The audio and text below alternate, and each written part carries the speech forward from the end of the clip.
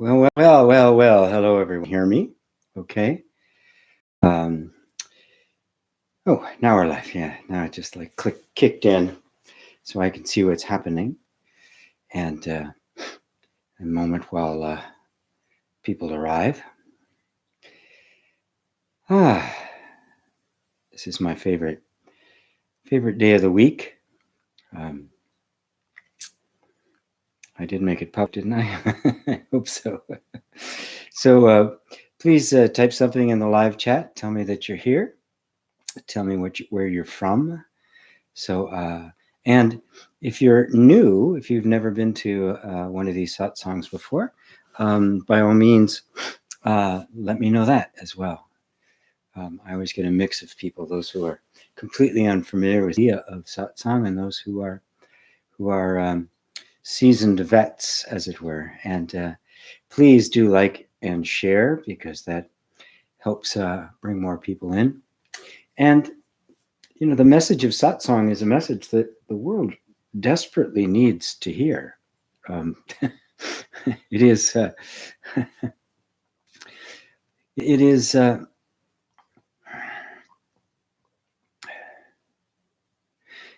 idea that there is a single, comprehensive, simple solution to the difficulties the world is facing seems remote. It seems as if that can't possibly be the case, because the problems are so huge and so complex. But just like the nature of all life and of all form,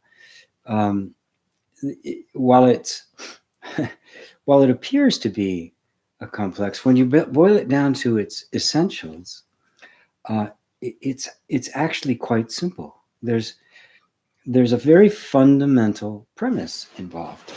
And I'm going to just take a second here and raise the computer up a little bit. Oops, no, can't do that. I'm going to keep it out of the shot. There's a very, the simple premise is that we have mistaken who we are. We have forgotten who we are. We have gotten disconnected from the actual truth of our being, from the fact of our life. I sometimes refer to it as disconnected from our soul. And when I use the word soul, what I'm referring to is your true nature. People say my soul, and then I have to ask, okay, if you have a soul, because it's mine, it's a possession of yours, then who are you? Who is it that has the soul? So you see that idea in our common language of putting it like the soul being a possession is just this habit energy we have of creating duality, of creating separation and subject-object relationships when there isn't one. The soul is obviously referring to you. You don't have a soul. You are soul. And coming to know what that soul actually is, what's the nature of it? Right? Is it even an it at all? Or is it simply this indescribable vastness that is our very being? These are the questions that are paramount in satsang. And because they're so fundamental, and because as far as I can determine and been able to see, and I'm not alone in this, the overwhelming complexity and corruption and degeneration of the world culture has come simply because we've gotten increasingly far away from our essence. And the farther away you get from your source, the less energy, the less information, the less truth there is, right? I mean, even electricity has to have boosters to keep it going along the long lines that they have to run along. And so the further away we get from the source of ourselves, which is ourselves, the further away we get from our sense of soul, the more chaotic it gets, the more confused it gets, the more egoic it gets, the more violent it gets, the more splintered it gets, the more schisms that arise. This is the inevitable outcome of believing yourself to be a separate self, of of buying that idea. So when I use the word soul, I am referring to your true nature. And when I say disconnected from your soul, it's actually a misnomer. You can't be disconnected from what you are, except in our imaginations, in our beliefs. We can believe ourselves to be separate from others, from the world, from God, from whatever, from abundance, from intimacy, from health. It all is this feeling of I'm here and there's this other valuable thing over there, and somehow I am separate from it. That sense of separation and the belief in separation creates the experience of it. The people who teach metaphysics and manifestation, law of attraction, and that stuff are accurate in that we have, with our minds, created the very experiences that we are not wanting. And of course, they go into great depths as to how to change that so you create the experiences you want. They don't take it far enough. They don't take it down to the first belief, the essential belief that started this whole ball in motion. And that sense, that belief is that I am separate. And that belief arises when you're very, very young. It's due to various kinds of traumas and difficulties in childhood, which we all experience, even in the best of homes. It seems as though this is the way nature laid it out. This is the way it has to work. So it happens to absolutely everybody. And when that sense of separation arises, we begin to wonder, well, then there's me here and the universe there. Well, what am I? And immediately we identify ourselves with the body rather than the consciousness that is animating the body. Little kids do not identify with their bodies. They have no sense of this being my body, of being bounded. They have no sense of self and other. They are living in a state of oneness. Right? We fall from that state as we must. And then we have to fall into this deep illusion of being separate and now trying to live our lives, our entire lives, as if we were separate, but trying to compensate for it, doing self-improvement and spiritual practices and all of that without ever challenging the initial belief that we have picked up.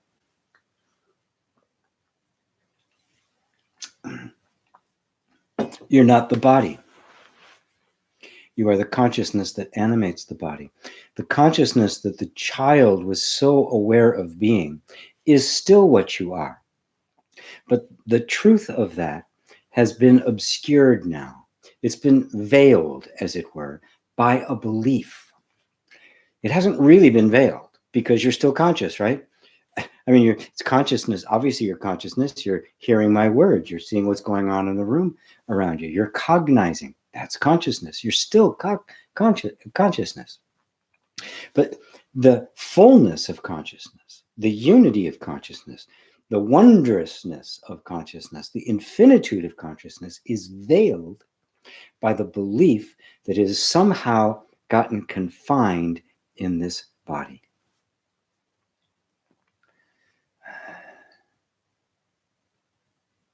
And the pathway home, the only practice, is coming to understand that you're not. It's not about how many hours of meditation you put in. It's not about how many poses, yoga poses you can do. It's not how many mantras you say, 108 or 1,008. It's coming to understand. When you recognize that it is a belief that you have been compressed within this skull, and not the truth, and you begin to, in your own experience, explore the boundaries you believed to be there, you find out they're not there, that they are completely constructs of the mind. As it says in the Heart Sutra, that you live without walls of the mind, and thus without fear. Because when there's no wall anymore, when there's no separation between you and other, there's nothing to fear. The sense of separation brings with it fear of death, and a fear of lack. But that fear of death and the fear of lack are the belief in death and the belief in lack that is inherent when the sense of being identifies itself with the body. The moment I do that, the characteristics of the body, the limits of the body, the destiny of the body, all the characteristics we know of as the body now become my characteristics, and consciousness, almost literally, in its belief, in its dream, confines itself within the definition, the boundaries of the body. You're not actually in the body. You're not actually limited by it. It is not your destiny. But because you believe it is, it becomes your experience. So what we are doing here is undoing the belief. We're not liberating you in the sense that we're taking consciousness out of the body. I mean, that's one of the beliefs people have come up with, concocted to try to compensate for it, that I'm going to die and I'm going to be liberated from the body. No, you cannot be liberated from something you were never in bondage to in the first place. You have to overcome it as a belief, as false knowledge. That's how it works. That's what Satsang is about. That's what's on offer here. And same price on Black Friday, Black Sunday, or whatever it is next week. It'll still be the same simple price. So, all righty, let me start looking at the question. Look at people who are here. And is the picture clear? I'm using a different camera, and it does seem to me that the picture is a little clearer, although brighter. I turned down all the lights, but we'll see. Jane, hi Jane, hi from UK. Hello Jane, good to have you. Ava says, Namaste, dear G. Everybody, what a nice surprise to see you testing the equipment. So much you are doing earlier to broadcast Satsang. Truly speaking to enable us to draw from the source of wisdom. I'm glad you found that interesting, Ava, of simply just testing all the equipment and going, is this working? Tap, tap, tap. Is this working? So anyway, thanks. Hello, GP, John David from Pipestone, Minnesota here. John Watson from Glasgow. Hi, John. Liza, with a lot of F, with a lot of Z's. Hi from the East Coast. Dave Rose, hi from Fall River. Anja, hi from Germany. Hello. Rosario, hi, GP.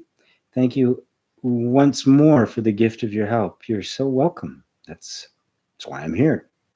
Chris Skills. Hello, GP. Too much teaching is not necessary. It will only get you stuck down the rabbit hole even before once you realize what it is. The mind wants to deny it. Try to watch out for that little one.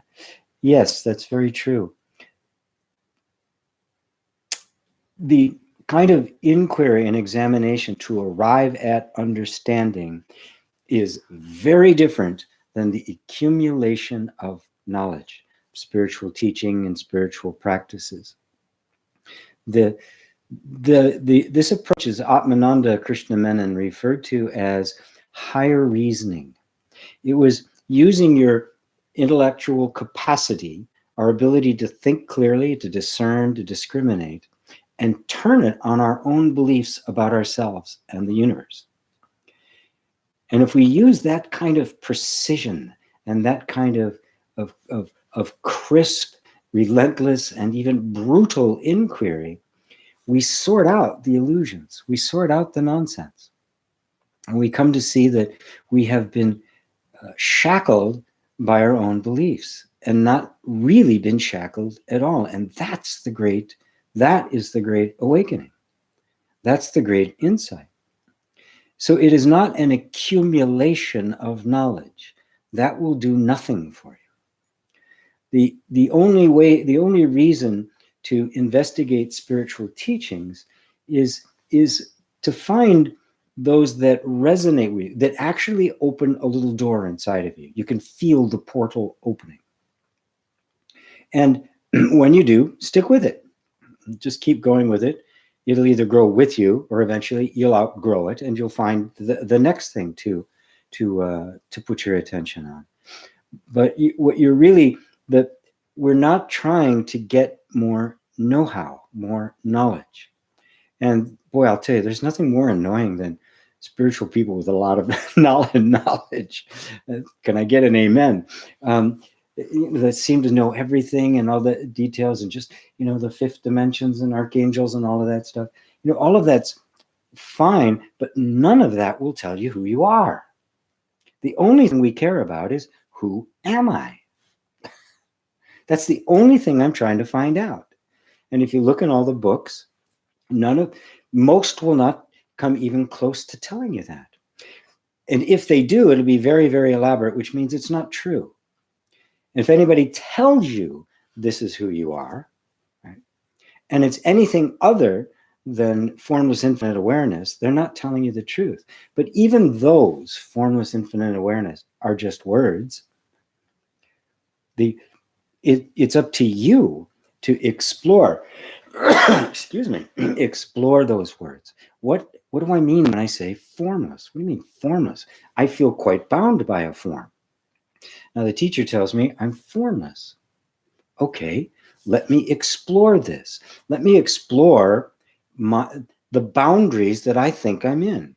I don't feel formless. I feel quite like a form. So I begin to examine the boundaries. And then as I begin to examine those boundaries, I find, whoa, they're much more flexible than I thought they were. They're not nearly as cut and dry. I'm aware of all sorts of things. Now, I assumed that what I was aware of was out there on the other side of the skin. But my experience of a thought supposedly inside the skin and my experience of an image supposedly outside the skin are happening in exactly the same way and are recognized at exactly the same place. Now that's a way to explore the supposed boundaries that we've lived under. And then you look at your assumptions. Now, if your assumptions, unchallenged, literally create your experience, then you can't use experience as proof that your assumptions are true. Because if the assumptions are producing the results, then looking to the results to question the assumptions is nonsense. You have to go challenge the assumptions without completely ignoring all of the evidence and experiences you've been having, and look at them through very different eyes. This is the higher reasoning Atmananda was talking about. You have to look at it through eyes that are questioning the assumption, and in so doing are dismissing all of the evidence that you had been believing confirmed the assumption. The moment you realize that the assumption created the evidence and not the other way around, then all the evidence is just like looking in a mirror. And you don't, if you want to lose weight, you don't get a new mirror. That's irrelevant. It is pure reflection. So we have to use a different approach for questioning this belief that I am the body, I'm material, I'm limited, I'm finite, I'm separate, I'm mortal, I was born, I'm going to die. If you look just at the evidence, well, yeah, that's the case. That is definitely the case for the body. It had a beginning. It's gone through countless numbers of transitions. Every one of them you could see is a birth and a death. And then finally, this particular pattern form of energy doesn't sustain itself anymore. It just goes poof. We call that death. Do you go with it? If you identify with the body, you're afraid of death because you think you do. And you're afraid of lack because you think everything you need is out there and that this is the boundary. So this is how you approach it. This is the higher reasoning. And I emphasize this because, especially when people are trying to manifest something, they're holding on to some image and then they keep looking back to see if the evidence has changed. But But to do that makes the evidence more important than it is. It'll change when the assumption is changed, period. And not until, because that's all it is. If you want to change the movie, you don't change the screen. You have to change the projector. And when you start looking at the projector, it's a completely different logic and reasoning and an approach. It's a completely different approach to understanding and true knowledge. Jnana, hard one to pronounce, jnana, which is the true knowledge in Sanskrit. So hopefully that, you didn't really have a question, but I went off on it anyway because I liked it. There's our blue black flip. Hi, friends. Hi there. Hi there, Blue. Can I call you Blue? Roman, we don't go away from our true nature. It's the true nature which goes away from himself to play the play of Leela. Yes. Yes, it does. But I notice when you say that it is a true, it is the true, our true nature. It is the true nature which goes away from himself to play the play of Leela. You're talking about you. Notice that whenever we use the word awareness, right, it's a noun. And so we start talking about awareness. Oh, awareness doesn't do it. Awareness knows this. And awareness reveals itself. And awareness goes away from itself in order to experience. But wait, you are the awareness. The one that's hearing my words right now is it. Are you not aware? Is there more than one of those? Is there an awareness over there, a big awareness, right? And a little one here somehow. The awareness, the true nature I'm talking about is the awareness that's hearing my words right this moment. It is being veiled from itself. You veiling it from yourself. I want you to put this whole thing in first person. I don't go away from my true nature. It's the true nature, which goes away from me to play the play of Leela. But even that's not true. Your true nature can never go away from you. Only an idea of being separate from that you're here and awareness is over here somehow, that creates the experience of the veil. Awareness is never veiled. Is your awareness veiled now? Isn't it awareness that's aware of the play of Leela, aware of the feeling of being separate? Could any of those things possibly be there outside of awareness, or are they happening within awareness? So has awareness gone anywhere? Notice it's just the thought that it has that has created this whole illusion. You know, hold your thumb up and it can block out the entire sun. That's all it takes, a belief to block this whole thing out. But it can't actually block it out from awareness, can it? The sense of an I that has condensed into a form is how awareness experiences. That's how the infinite can experience what we call the finite. It can look through you can look through billions of eyes, trillions, quadrillions of eyes simultaneously. So don't think of awareness or consciousness as something out there. You are experiencing an image of consciousness, a form of consciousness that appears to be veiled. But what is experiencing it, what is knowing it, is awareness, which is not a thing. You hear me often use the term awaring, which isn't really a word, but it actually works better because awareness is not a thing. We make it a noun and therefore the mind makes it a thing, but it's more knowing, being, experiencing, and the point of cognition that is what is experiencing. But that which is experiencing is not a thing. It is the experiencing itself, and that is the pure absolute awareness. And it is the witness to the play. The play comes and goes.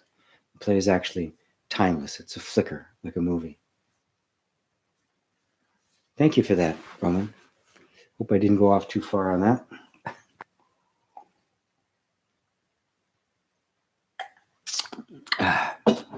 Hi. Hope you can get on chat. You did, Anne. Hello to Anne. Ursula. Hello at all, GP and all from Madeira Island, Portugal. And Kaufman. Last week was so great. Got it at a whole new level last week. Got This Is It, No Other Place. And continues, would love it if you'd say more about this heaven on earth. No heaven out there or after death. Oh, very good. Excellent. Yeah, I can speak some more on that. Like I have been saying all day today, you aren't separate.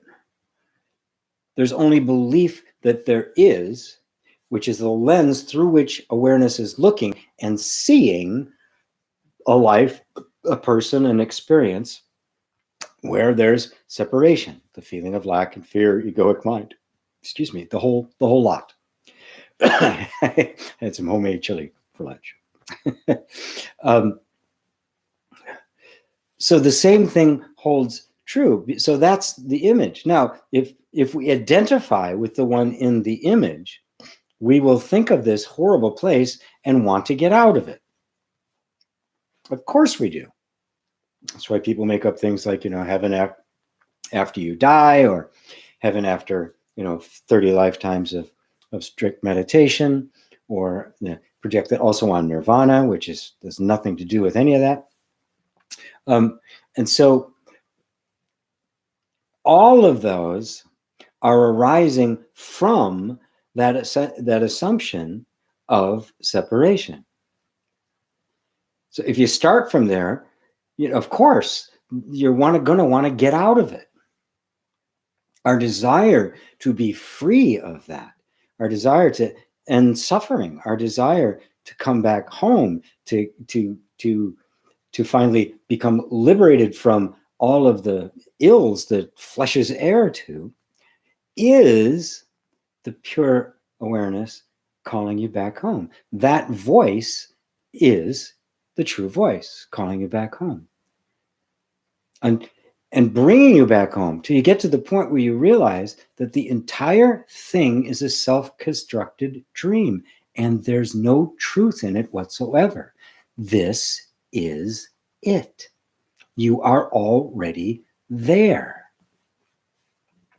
Christ made a rather mysterious statement, but in this context, I think you'll get it. He said, no one ascends up into heaven save he who came down from heaven, even the Son of Man, which is in heaven. Now that's a mysterious statement, because they say, well, I can't go, I want to go to heaven. Well, you must have started there if you're going to go there. No one goes to heaven who didn't come from heaven, even the Son of Man, which is in heaven. And again, he says, don't say lo here or lo there, for the kingdom of heaven is within you. And what he meant by within, it's not somewhere in your body. There's not some little organ, the heaven organ, right? They kind of want to make the pineal gland into that. It doesn't, that's not what it means. It means within, at the essence of consciousness itself. Consciousness itself is heaven once it has been liberated from the belief in a separate self. This is it. But we don't see it as it. We don't see heaven as heaven. We see it as earth. We have earth and heaven, right? A fundamental separation. We don't see that this is heaven, pure, infinite, unbounded consciousness, made manifest in form. So I heard me use the term before, transparent to transcendence. So that everything you see around you has a unified nature, but when we stand back and look at it, it's a dual nature. just like humanity has a dual nature of male and female, the masculine and the feminine. Every object which represents the two aspects of the truth of God, of the absolute, of the awareness, the two faces of it. If that doesn't happen, you have no creation. So every object you look at is, in this moment, it is God incarnate, and it's a stick. Both are true. You can never focus your attention on just one thing and say that's it. That's the big mistake. That's the way New Advaita teachers go, and that's the mistake. It isn't just the transcendent. The transcendent made known in the field of time. So I can stand here and say that's a stick and be absolutely right from that perspective. And I can switch over here to the absolute level and say that's God incarnate. God is immanent in everything. Are you following this? I'm taking you right to the edge here. I can't say it any differently than that, because the Tao that can be spoken is not the true Tao.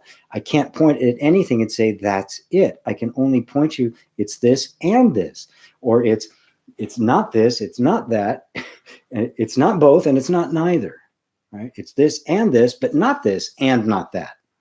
Right? I mean, the language sounds so arcane, but when you really look at it, what it's trying to do is to simply take your mind away from trying to look for some object, from some thing, to try to make a concrete definition, because you cannot wrap a form around the infinite. The infinite cannot, the moment the infinite is put into a form, it is no longer infinite, is it? This is a mistake people have made about God forever, in thinking that God was some kind of, first off, male. How whacked is that? And, wearing the beard in heaven and all that, really, really big. Well, if he's confined to a form, he's not infinite. Then he can't be God. God has to be beyond our conception. It has to be beyond all categories of definition. It has to be infinite, which means it's everywhere. There's absolutely no space where it cannot be. Can't be like, pure reality is everywhere except right here. So is this helping, Anne? There's, the physical death of the body it may be a momentary annoyance. It may be an inconvenience, right? But it's a bit like puberty, only goes a little faster. I mean, it's just there's a transition that takes place. And you realize that you're not dead, but the body has fallen away. And with it, its worries, its doubts, its fears, and all of that kind of stuff. But that's not the end of it, unless the you, consciousness, has already been liberating itself from these ideas. That momentary feeling of relief that everybody feels will begin to collect more burdens on itself, because it's so used to identifying with form. That's why it's so essential to do this. Death brings you nothing. It brings no more to you than when you wake up in the morning from the dream you had last night. Like, well, that was interesting. And then it fades and you don't think of it again forever. Right? So the desire to want to get out of circumstances, if you see it correctly, is really the true self calling you back home. What you're really wanting to get out of is the limited, finite beliefs about yourself. That's what you want freedom from.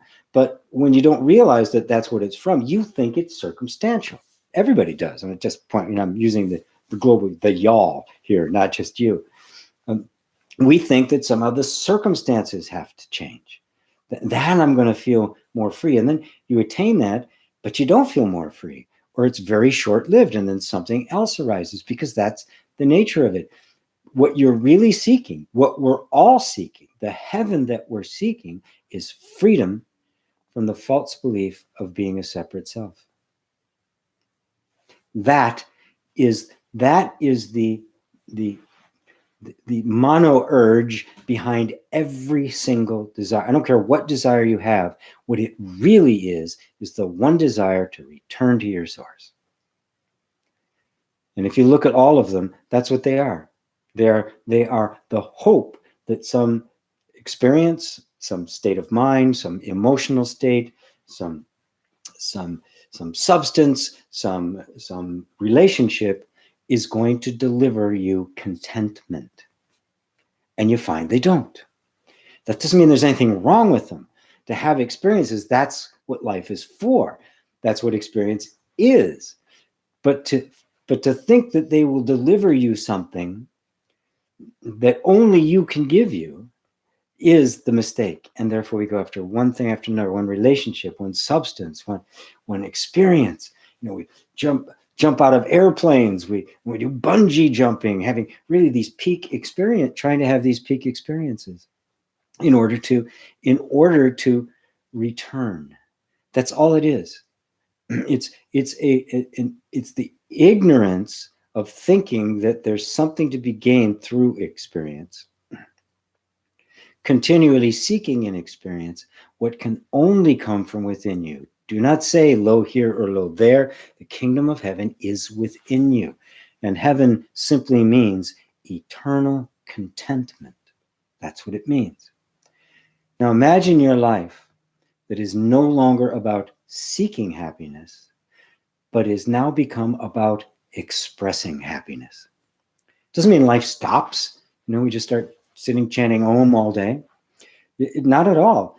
Life becomes a celebration. It becomes pure joy, because you are embodying joy in your life.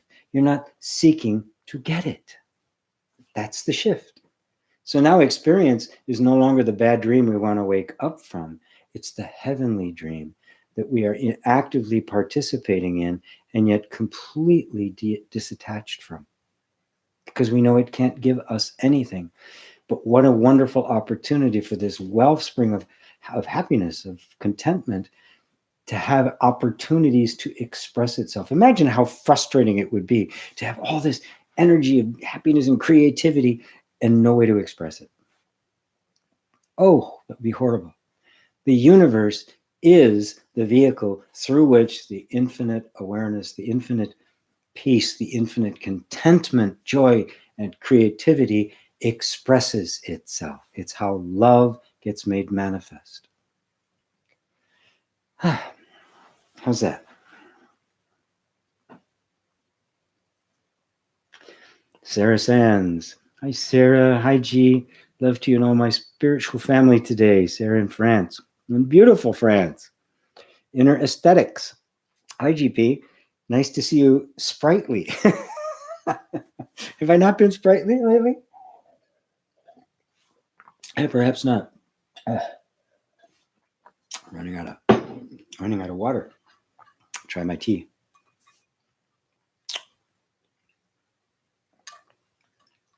Could you speak to consciousness being location-less? Is this because location is a concept?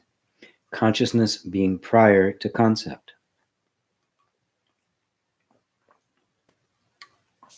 Okay.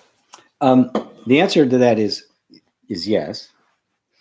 And if I think it's a concept, I am going to cloak consciousness in a concept, right? Which means I can only answer this question so much this way, or else I'm just going to give you another concept to cloak it in, right? And I don't want to do that.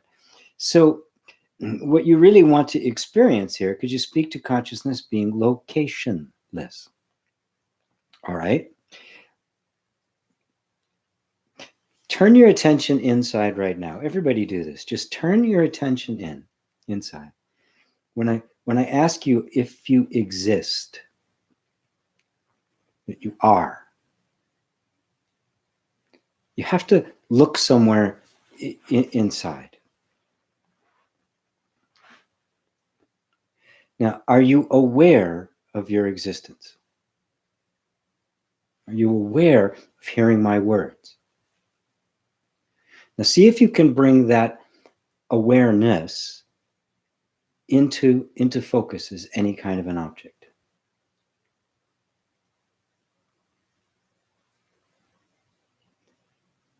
And yet you are absolutely certain that you are aware, that you're conscious, right?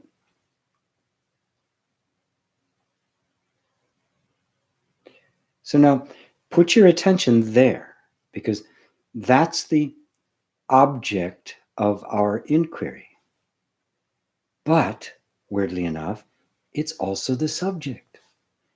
Your awareness is attempting to see itself. That is self-aware, aware of being aware. Now notice that the awareness of being aware is not some kind of form. Say, if I ask you, are you aware of the computer in front of you? Your attention will go to the computer. You say, yes, there it is. If I say, are you aware of your clothes? You'll say, yes. Are you aware of the light above your head? You'll say, yes. You go there. The tree outside the window, your attention goes there. Are you aware of being aware? Where does your attention go? Now, this, aware of being aware, can you find any kind of boundary on it? Can you find any form at all? If there's no form, there's no location. Form exists in space. Space, in fact, is defined by the form. If that form dissolves and there's no form, there's no location. There's actually no space.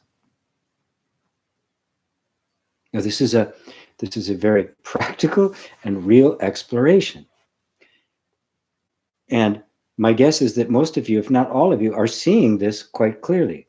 Now, here's the problem. You're feeling resistance, you're feeling a little bit of confusion, but that's not because you're not seeing it. It's because the belief of being a finite, that consciousness has been constricted in some way, has taken form, that you're locked into that form, and therefore localized, is a belief that has been standing for so long that it is resisting what you're seeing crystal clear, and that there is no boundary on it. And this is the challenge. Are you going to believe the belief, or are you going to believe your direct experience? You are aware of being aware. Describe that awareness. Try to describe it. The best you can come up with are, it's peaceful. That's not a localization. It's quiet. It's content. Unruffled.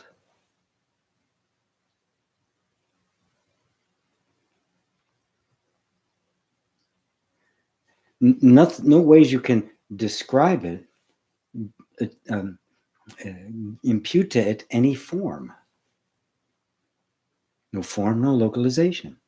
Now, we have a sense of being localized simply because of the information that's coming from our senses. And it is localized, right? It is localized here.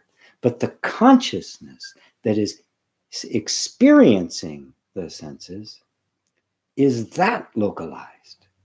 Or is that simply a localized experience that it's having, that you are having? And again, this contradicts our conventional beliefs.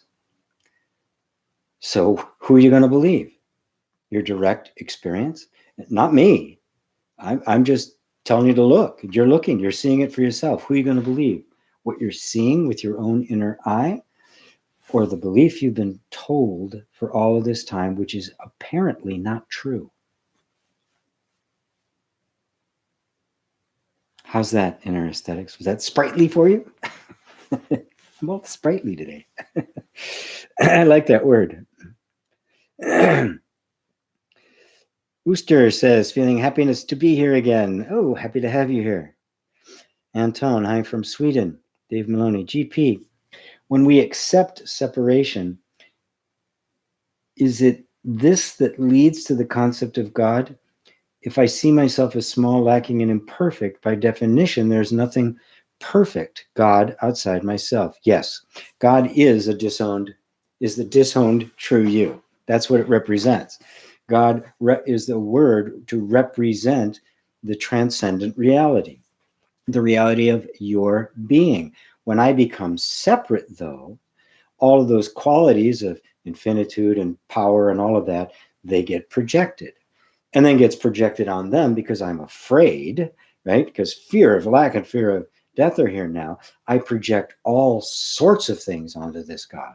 When that God becomes a cultural figure, he becomes the great enforcer. I mean, the God of Abraham, the God most of the Christians in the world keep saying is the God, is not lovable. You need to love God. How can you possibly love God? Love this being who's wrathful, jealous, critical, made up a rule arbitrarily because he wanted to, said you're going to either obey that rule or I'm going to make you suffer forever. And he's so hard-hearted that the vast majority of people can suffer forever and it's not going to bother him. What?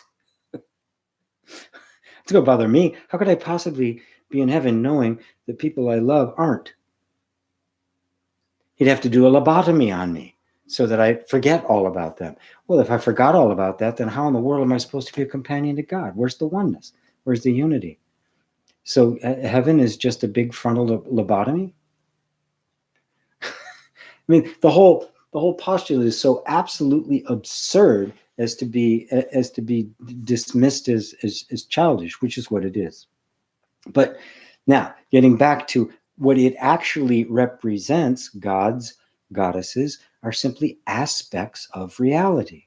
And the God, the mono God, simply represents the essence, the transcendent, the indescribable, that which cannot be known, that which is beyond all categories. And of course, when we feel separate, we project those characteristics out there somewhere. I don't have this. I'm not abundant. I'm not infinite. I'm not that creative. I'm not that good. I'm not that smart. I'm not that pretty. They're all projected outward over there. Well, you're the projector. So they're actually in here, but you don't know it because this belief in separation has veiled it from you.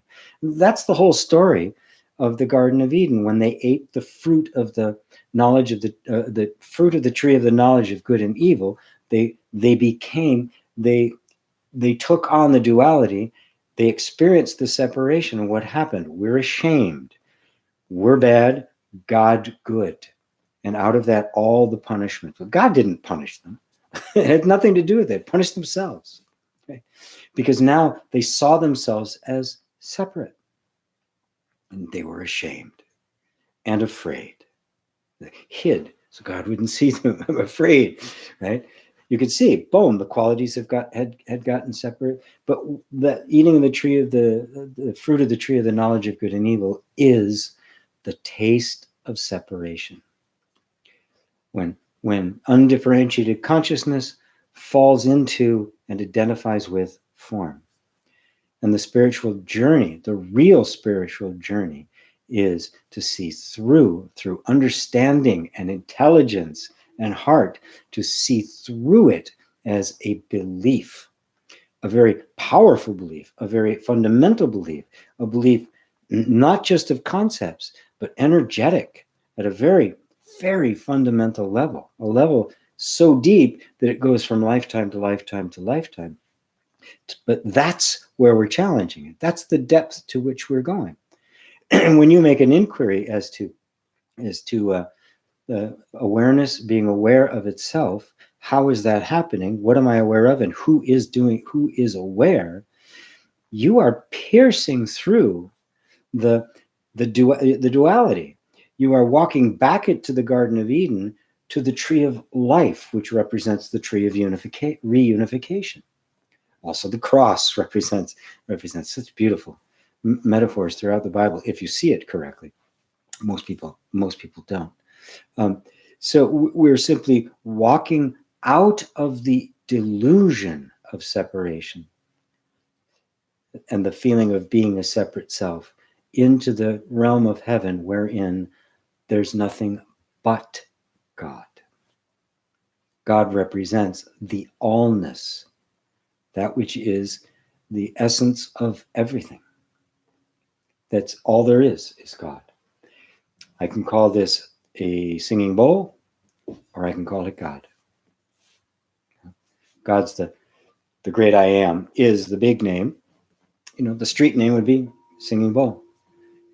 I look at you and I see God. I see the face of God. God's street name is I, me, Dave. Muji likes to refer to it as God in drag, which I like. Does that help you, David? Sophie, hi GP. So happy to be in Satsang, in the Satsang field, sending love. Thank you. So glad to have you here. Thanks as always. Always grateful to you, brother. Thanks to you, David. Hi from Dublin, from Nazrin. Hey, Nazrin. JV4. Hi from Finland. I don't think I've seen that name before. Are you new? JV4? Chris Skills. Amen, GP. Amen, Chris. Liza. Amen. Great. Lots of amens. It's appropriate. We're talking about God and church and the like. Can I get an amen?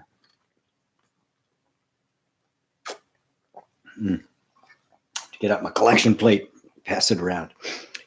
But only if it's good sermon. Mark C. Hi, GP. Greetings from Vermont. Could you speak to intuition? Does following the gut in most circumstances help in the spiritual path?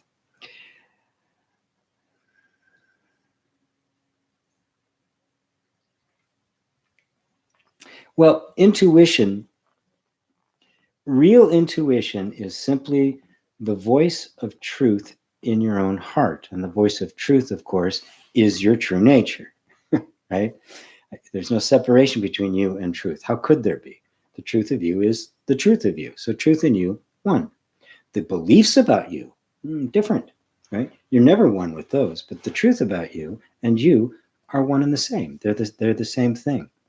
That feeling in when it happens in concrete circumstances, in real circumstances, when everyday experience, when that transcendent, infinite truth manifests as some form and some insight, and it just kind of breaks through.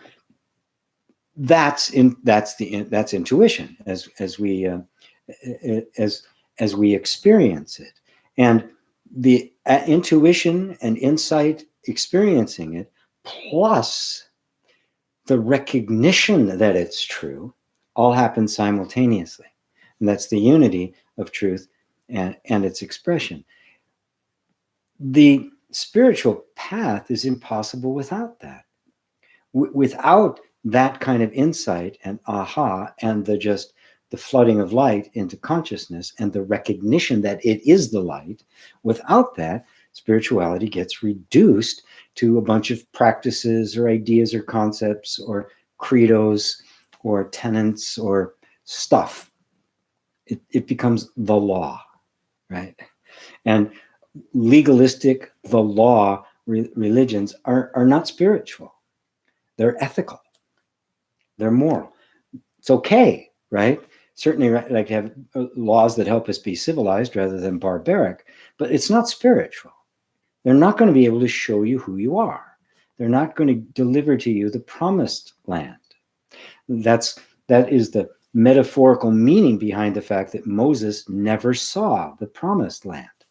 God told him he wasn't, because the law can't get you there. He was representing the law, right? The idea of God, us, a separate self, and God over here, you have to have a relationship now, the covenant, a deal.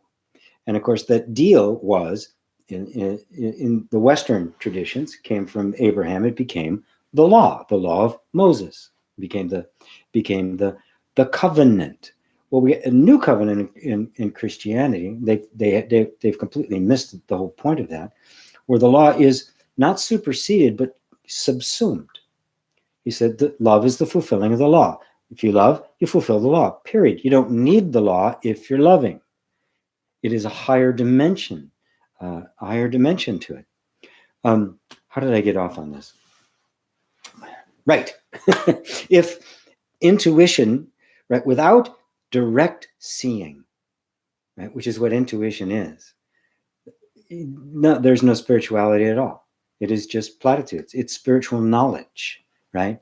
So like I previously did with the exercise, getting you to be aware of being aware, and then trying to describe that, looking at that awareness, that's intuitive.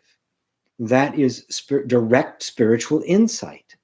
That is direct wisdom. That's the Holy Spirit. That is enlightenment. That is awakening. Because it is not describing something. It is not me telling, well, this is what it's like, and you believing it. It's pointing you there and you telling me what it's like because you're experiencing it. That's intuition. That's the depth of spiritual intuition, insight, revelation, whatever you want to call it.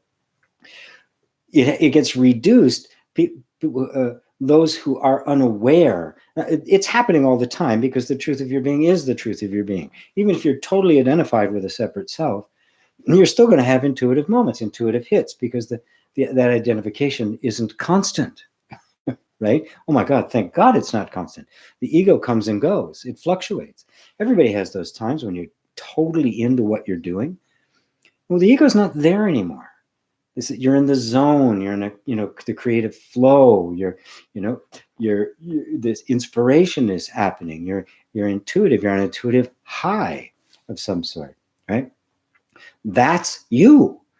That is the infinite manifesting itself in the field of time. So, without underlying understanding that what intuition really is, and still laboring under the belief of the separate self, intuition then gets interpreted as being some kind of a personal possession. Oh, they're very intuitive. I'm not. They're an intuitive counselor, right? Or something like that. As if it was something that belonged to the separate self. But it doesn't. It's the light of truth shining through the separate self.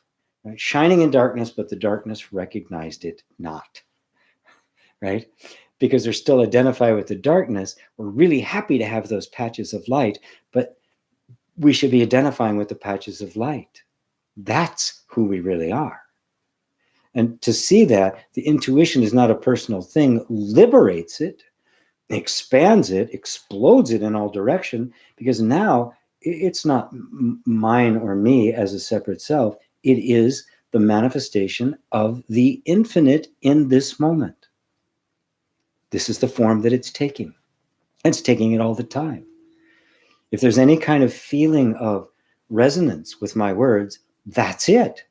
Because the source of the inspiration and the receiving of the inspiration are both happening in the same place. That which delivers the inspiration and that which recognizes the inspiration is the same essence. It's the same awareness. Truth recognizing itself. If you look at it, you go, oh yeah, that's true. That's truth recognizing itself. It's not you recognizing a truth. Right? That's a very subtle sense of the separate self. Ah, it's so subtle. I think you get it. Yeah? You get it, Mark? What are we doing on time? Oh, we're very good. Got another hour. Okay, cool. I'm going fast today, aren't I? I feel a little bit accelerated. It's not me. The thoughts are just kind of coming very, very quickly. Sometimes that happens. I can't keep up. Eventually, I have to get some more water. In the meantime, okay. I do take things in order. So if you made a comment further down, I might not see it. Let me see if I can scroll down a little bit. There we go. Mark C. GP, intuition is recognition of the light, truth, and the way, and we all have it. Absolutely. If we didn't have it, we're screwed, right? That capacity to recognize the truth, right? That's, of course, one of the biggest things under attack in our modern world. The propaganda and Fox News and, well, all of the news outlets, they're all owned by the same group of people. So it's all nonsense. But look at the billions of dollars being spent trying to convince us that things that are true that aren't true. And we just know it. We instinctively know it. Everybody knows it. Even those that are adhering to it. There's a sense about it. Anyway, don't get me started. Delgado. Hi, GP. Thank you for being here with us. Thank you for being here with me. Is life predetermined? Is it unfolding as it is meant to in every moment?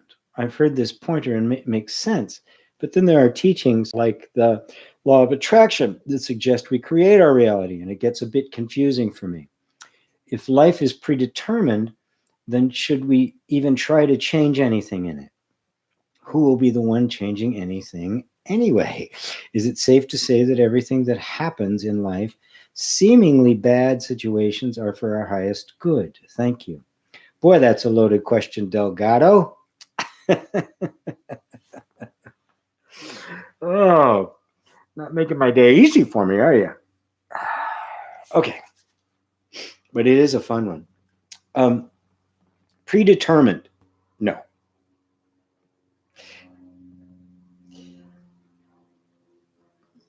Look at it from the point of view of your true nature as pure awareness. Right? If life was predetermined, that would mean that the ultimate creator, the ultimate reality maker, thought of it before it happened. But for the ultimate reality maker, the very thought is creation. Let there be light, and there was light. So the very act of thinking about it to be predestined, boom, it happens. So you have to take the whole idea of a personal God, a personal creator, laying out everything that's supposed to happen out of the equation. It's absurd. Any thought that God has is already in manifestation, isn't it? It's already a reality. God isn't like a human who's thinking things up and making plans and then building stuff and putting it. That's what we project on it. But that infinite capacity of creation, the very first moment it appears, that's creation. Creation is not something planned out. It's a spontaneous event. The Big Bang is a beautiful metaphor for that, not as an actual historical fact. Sorry, scientists, don't get mad at me. But as a metaphor for the explosion of creation that is the instantaneous moment, this moment. So because it's being spontaneous, it's more like jazz than it is some kind of concocted formula. It's God playing jazz. This moment is spontaneously appearing, so it can't be predetermined. If you ever heard, you heard somebody trying to be a good improviser, and it's not very interesting because it's predetermined. The ones who are really good, all of that's gone. Nothing is predetermined. It's all happening spontaneously. And don't we just love that? Don't we get totally off on that? Don't we love it when we see the bloopers from a scripted show or something? Why? Because life has just interjected in and upset the apple cart. We love it. We're enthusiastic about that. If everybody's plans worked out exactly the way they wanted to, my God, life has no surprises. So the idea of predestination is us trying to make sense of life unfolding when we feel separate and therefore are afraid that what's going to unfold is not going to be to our liking. And so it becomes a manifestation, a conceptual overlay to the spontaneous appearing of creation from its benevolent source because we're afraid of that we don't think it's benevolent. We've projected all sorts of malevolency on it. So it is unfolding every single moment, but it has no goal. It has no destination. There's nothing predetermined because it's not going anywhere. Just like the jazz player isn't going anywhere. There's not some end point and that's the end, just more improvisation. So this is a very different way of looking at the whole thing. It is neither random nor is it predetermined. It is neither destiny nor is it freedom. Now, the law of attraction crowd has rightly seen that there is a direct connection between our thinkings and our feelings and our experience. And they okay, but because they believe themselves to be the separate self, they think somehow I now have control over the thoughts and the feelings. Well, I would just have to ask, but where did the thought come from? The thought that is now producing this result, from where did that arise? Did you create it? And again, this is something you can check for yourself. Take any thought and look at its origin. Did it get created? Were you there thinking about doing it and then doing it, or did it spontaneously happen? There's a beautiful line from Carl Jung, who says, "I can do as I will, but I cannot will as I will." The mistake of the law of attraction crowd is thinking somehow they are able to control their thinking and their feelings. And of course, when you try to do that, we all know, many of us have even probably tried that sort of thing, exposed to it decades ago, when it was still just metaphysics, before the law of attraction term even arose. And since the law of attraction, I have plenty of clients and people I've worked with who have just been decimated by trying to control thought. Well, you don't have to.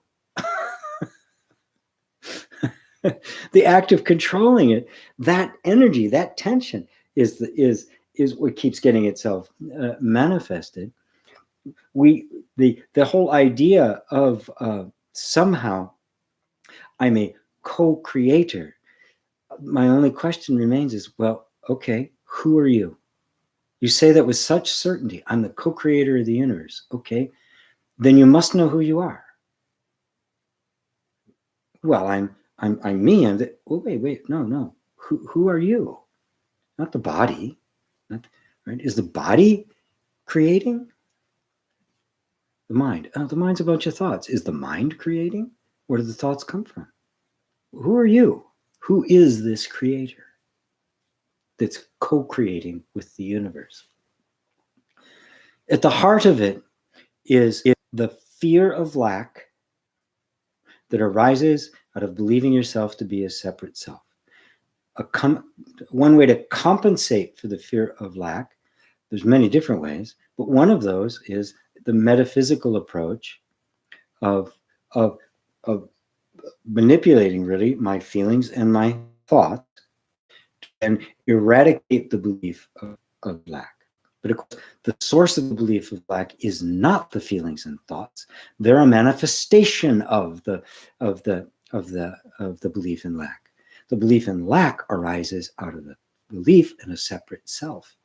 And when that's there, you're going to get nothing but thoughts of separation, emotions of separation, which then create the experience. But the separate self thinks, oh, the experience is created by the thoughts. I'm going to manipulate the thoughts now.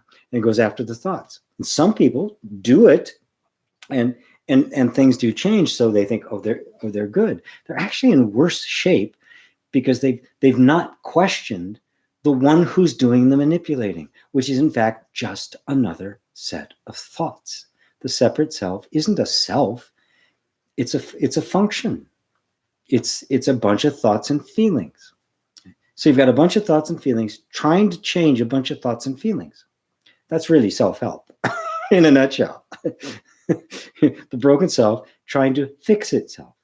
You can't even reach some of the places it needs to fix. So there's a point at which there's a point, and I've taught classes about law of attraction and manifestation and all that, but there's a point at which you kind of set that aside. It's really grade school, right? And you have to go beyond that, because the problem with it is that the idea that you have this power to manifest whatever you want in the world is just a field day for the ego.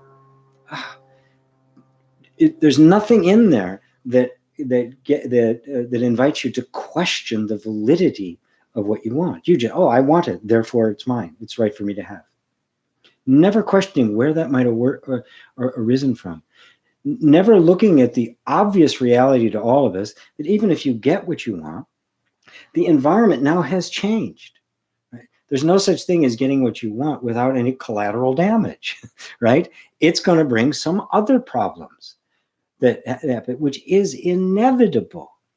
And I remember hearing an interview with Neil Donald Walsh, the guy who wrote Conversations with God, and they asked him about the law of attraction and The Secret and all that, and he said, well, yeah, it's really good, but I watched The Secret, and not once did they ever say anything about helping humanity,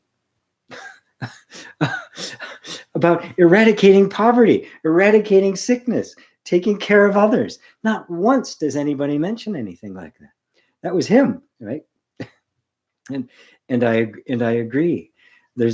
It came at a time when when the whole focus on me above all else was at an all-time high, and it just sank right into the American ideal of wealth. The physical, material, financial wealth was the ultimate goal in life, and for most people, it still is. Right? There was nothing in there about some kind of higher ideals, and that the ego is always fixated on that which is going to enhance itself, improve itself, make itself better. Which is, if you get all those things, and you don't have some kind of awareness, it's worse for you. It's way worse. The crash is going to be even worse. Now, if you do have awareness, if you do have consciousness, and you understand that, you just cherish the desire. A desire for something comes up, you see yourself as having it, and then you let it go, because you know your happiness does not depend on getting it. The moment your happiness depends on getting it, you're in the ego. When it's just a desire arising, gee, that would really be beautiful. I would love that. That's wonderful. And you might even do a little technique, a little visualization of it, see yourself as actually having it, and then poof, let it go. Who cares whether it comes or not? It's not important. What's important is that you know who you are, and that whatever you are seeking, you already have. Okay. Did I cover that thoroughly? Last slide. Is it safe to say that everything that happens in life, even seemingly bad situations, are for our highest good? Yes and no. And I say yes because everything that happens to you, everything in your life, is to bring you to awakening. Every event is designed to turn you towards yourself. Be it a wonderful thing that happens, you go, wow, why is this so wonderful? What is it about this so wonderful? This feeling that I'm having right now, is it really dependent on the wonderful event that took place? Or is this actually coming from my true self? And if it's a horrible event, it's like, whack, oh, I have been looking in the wrong direction. I've got to turn myself back in again. And then the other side of that is, if that's really the case, there is no such thing as a bad situation. The ego says it's a bad situation because I don't like it. That's all it means. I don't like this. I want there to be something else happening. If you realize that that is always the egoic mind that is resisting what is happening and making up a story about what's happening, you find that there's never anything wrong. And now you start examining much more carefully. what about this situation is really happening, and how much, and what of it is my story projected on it? And the more you do that, the more that you find there is nothing wrong. There is no bad situation. Even the stuff going on in the world right now is precipitating, it's precipitating awakening by revealing the inevitable results of embracing and not questioning the egoic mind, not questioning the true nature of being.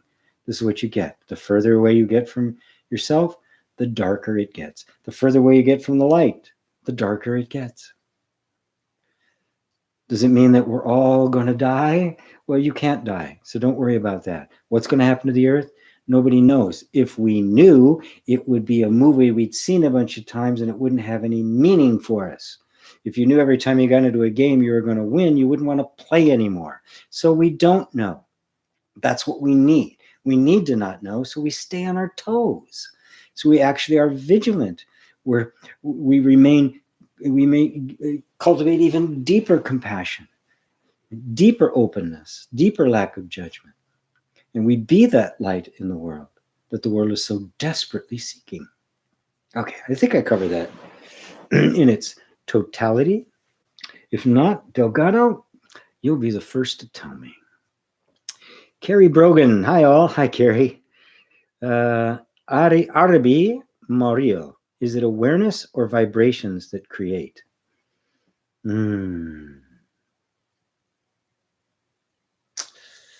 Okay, how far do I take this? Well, let's put it this way. Let's start here. I'll see if I go all the way to the absolute or not.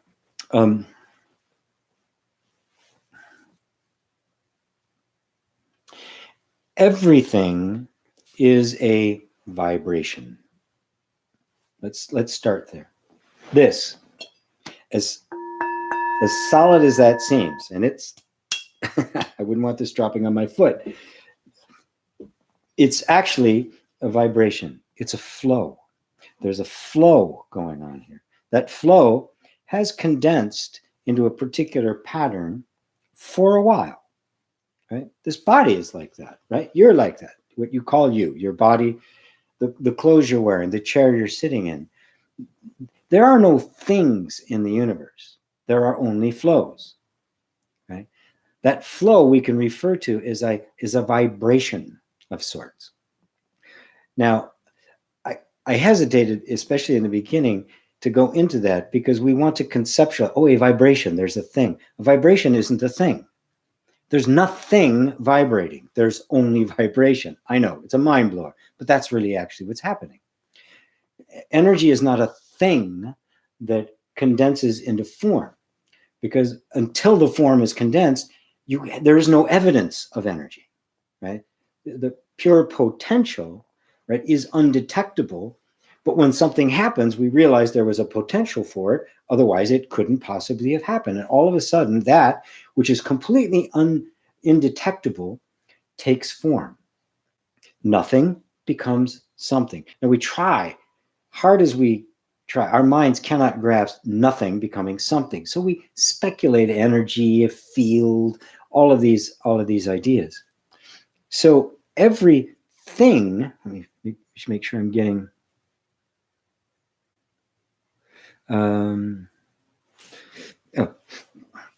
So everything is some kind of a vibration, right? But is there a thing without awareness to cognize it?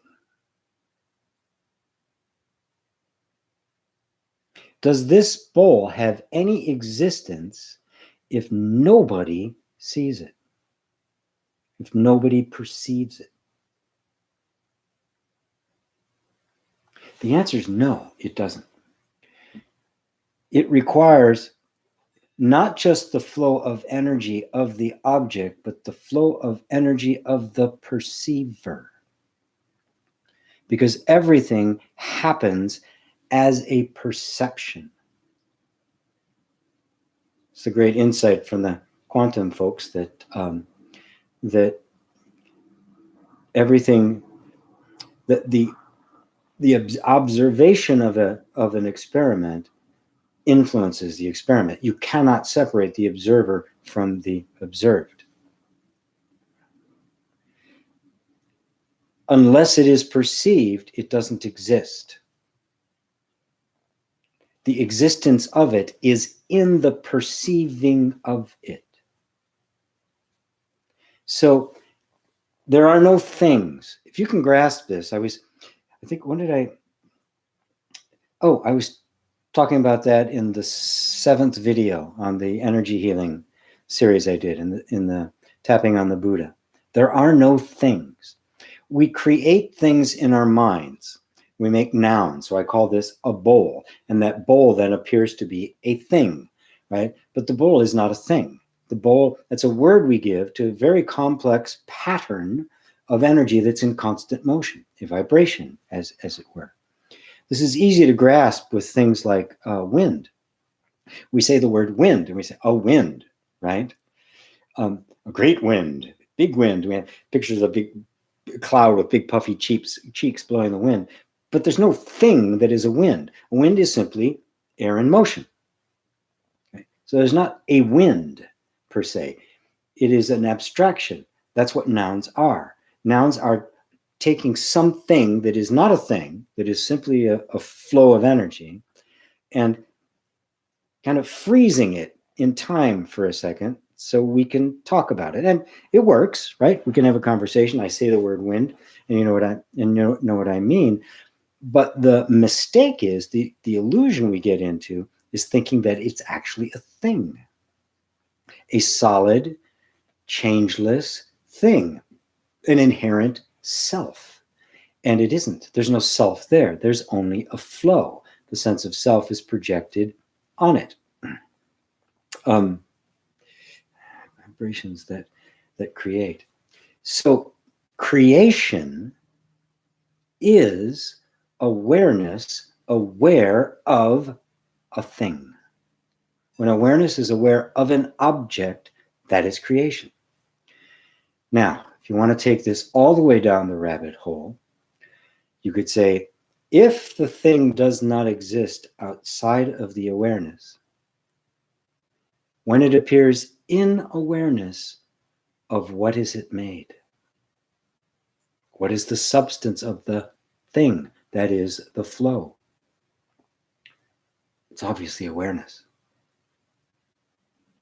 Everything is made of awareness. The emptiness, the pure potential that they call the potential energy, as opposed to kinetic energy, which is something that has been made manifest. The pure potential out of which everything condenses, out of which the actual substance out of which it is made is awareness, consciousness, you. That's why you can look around in the universe and say, I am looking at myself. The ego wants to say that, but we're not talking about the ego. GP is not looking around seeing itself. GP is part of what's being seen. GP is just one figure in this infinitely vast flow that we call the universe. It is all made of that which is perceiving it. It doesn't exist outside and then appear in it. It is made of it. Poof. Spontaneously coming into being. And the very recognition, the very perceiving of it by awareness is creation. And it arises spontaneously from the infinite intelligence that awareness is. So it's not making plans, right? I think I'm going to make a crystal ball. It just happens. That's the spontaneity of God. And it has to be that way because whatever God perceives is reality. The universe is God's self-image, your self-image, which is crystal clear when you recognize that consciousness is not bounded by any of this. Does that help you, Arby? How do thoughts relate to awake awareness? Can a thought, Solaris, sorry. Oh no, Soliaris. That's a nice name, Soliaris. I like that. How do thoughts relate to awake awareness? Out of what is a thought made? This is the question. Now we think of thoughts as these things. Any thought, it pops up, you see it, and boom, and it goes away. Now, obviously, it's popping up. Awareness is what's recognizing it, right? No awareness, thought. Does the thought exist independently of the awareness? I think we'd all agree, no. Without the awareness of the thought, I mean, is there some place you can go? I mean, it's like, are you in there, right? Is there a little repository of thoughts somewhere that are like popping into consciousness? Nobody's found some little repository of thoughts, right? So they spontaneously appear in consciousness, right? That would have to be the way it is. So if they're spontaneously appearing in consciousness and not coming from outside of consciousness, what are they made of? Well, consciousness. So how do thoughts relate to awareness? Thoughts are awareness. They're made of awareness. Thoughts, awareness, not two, which means they don't relate, they're one. Thoughts, awareness, aware of itself, and pure awareness being simply the infinite potential for everything. How's that, Soliaris? Richard says, hello from dark side of the moon. Nimif. Not sure what Nimif means, but welcome from the dark side of the moon. Wooter, the camera's not doing its job. My image is vague. Is that the case for everybody? Check your setting on YouTube, because sometimes, depending on your internet connection, they may step it down, because it actually looks pretty good here, and I did check it before. So they may have stepped it down, and you might be able to boost it up and do a little bit better. I'm not that much to look at anyway.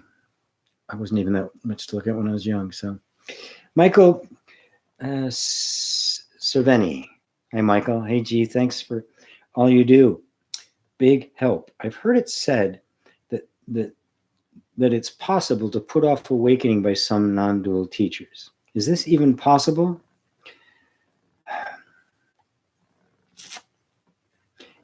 It might appear to be that way. If you really look at it, I mean, how could you possibly do that? You'd have to be somebody. The separate self would actually have to be a being putting off awakening. Now, identification with the separate self, the egoic mind, is going to want to. Right? It would much rather be a seeker than a finder, or it wants to claim awakening, enlightenment for itself, not realizing that enlightenment is its absence. So in a sense, the play may go as putting it off, avoiding it. I do think on a practical level, we need to look at what gets our attention, what we're interested in, what we care about. I mean, if you guys are all interested in awakening, if you weren't, there's lots of other things you could be doing on a Sunday, especially 5 in the afternoon and 5:30 on the East Coast of the U.S. Right? Yeah, there's plenty of other stuff you could be doing, right? But you're here because this is of interest to you. This has got you. This has got your curiosity. So that's kind of it. And you know, if somebody putting it off, you know, all I can do is say, is this interesting to you? If it's not interesting, I'm not going to try to force somebody to do it like they have to do. You have to wake up. You have to do this. Is the most important thing in the world. Well, it is to me, but it might not be to somebody else. And until they see that for themselves, doesn't matter how much I talk about it or talk at them or try to convince them, it's not going to do any good. I do think the unfoldment of awakening as the experience of awakening, experienced by awakeness or by awareness, unfolds at its own pace. I don't think anybody speeds it up. Nobody slows it down. I think every single detail of it is precious. Every little detail of it is the Buddha story. Every little detail unfolds in just the right way. And whatever it takes for someone to become inspired, become curious, to get bit by this bug of the exploration of non-dual inquiry. That's all I can say about it. You can't say somebody can put it off, because if they were putting it off, they would know it's there. They were like fighting with. Nobody fights with awakening once they know what it is. When you don't know what it is, other things seem more interesting. When you do know what it is, nothing seems more interesting. It's simple as that. It's really as simple as that. So I think it's the best answer I can come up with for this. Boy, oh my boy, very long list here. I'm probably not going to get to all of these. Well, let's just keep going. A little more tea. J Pillai. Namaste, G. These satsangs are rejuvenating. For me, too. I had a conversation with someone about free will. In a nutshell, he was saying it's the circumstances that give rise to action and reactions, and there is no you taking action. And I was saying that thoughts happen naturally, and we don't have a choice over that, but we still can, which thoughts to follow to take the appropriate action. The you and I are just words used.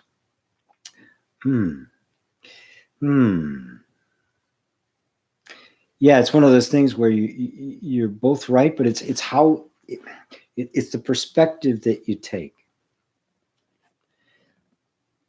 If you look at it, from the point of view of the nervous system and the energy system and the like, you're going to see that it is just a bunch of causal connections and reactions. And so from that point of view, there's nobody doing anything. There's nobody taking charge. There's nobody creating thoughts. There's nobody making choices. Matter of fact, you can easily show that for yourself, prove that to yourself by looking at any choice that was made, following it back to its origin, and you won't find yourself making the choice.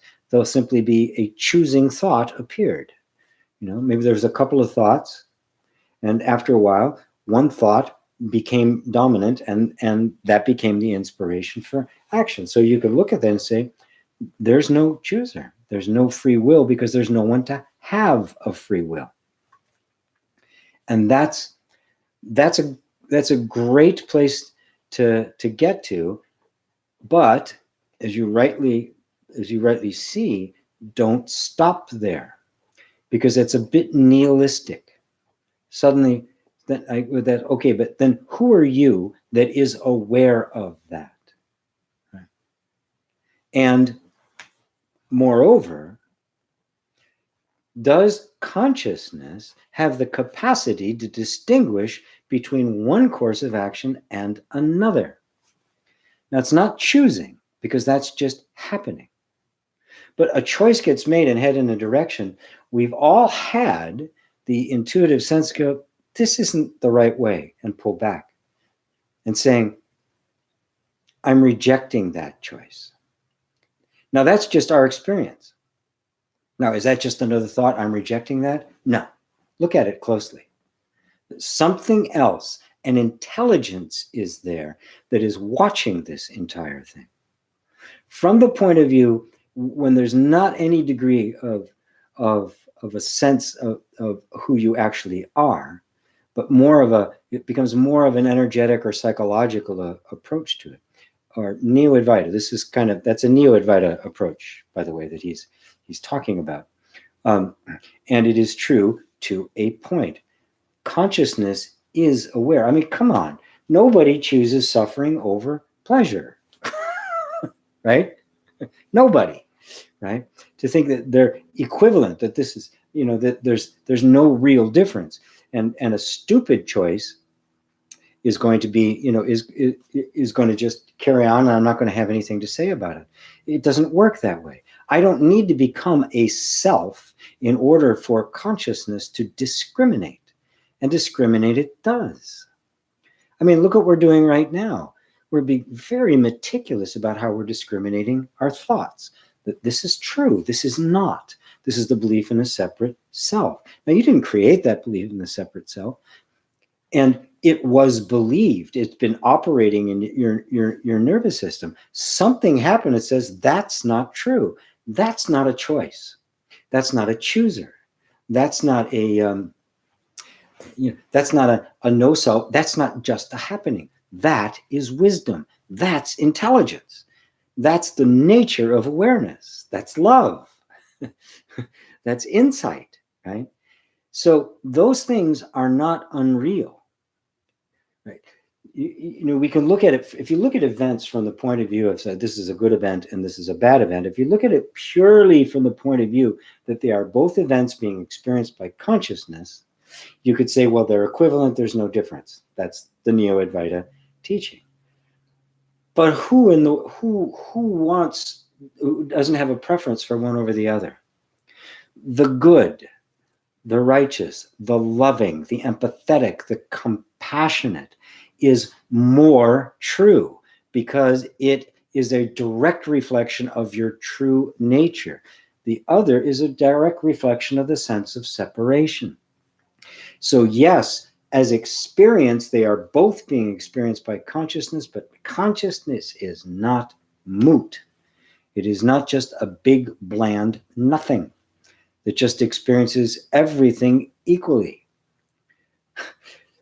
When you see that all is light, then there is no darkness. But again, in that moment, there's no light either because it has no opposite. When all is good, there is no evil, but there's also no good anymore. It is simply the nature of things as they are, transcendent of all categorizations. So the words good and evil, right and wrong, up, down, male, female, all opposites vanish. You don't need them anymore in the pure oneness. So the allness of the light, the allness of love expels hate. And with the expelling of all hate, there's nothing but love, which means love is gone. It is simply what is.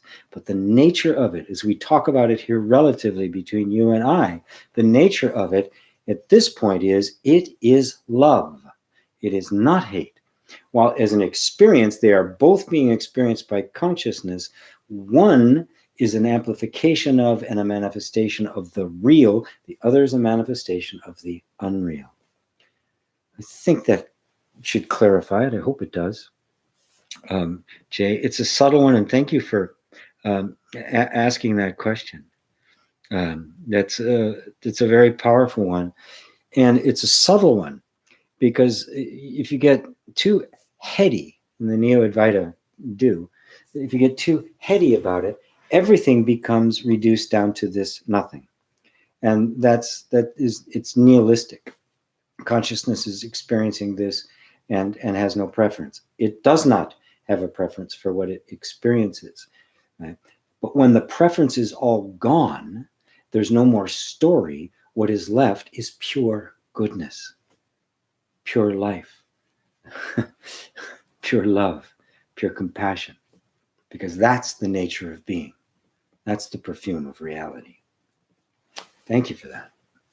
James Breeden, GP, you're a wise man. Blessings to you. Blessings to you, James. But again,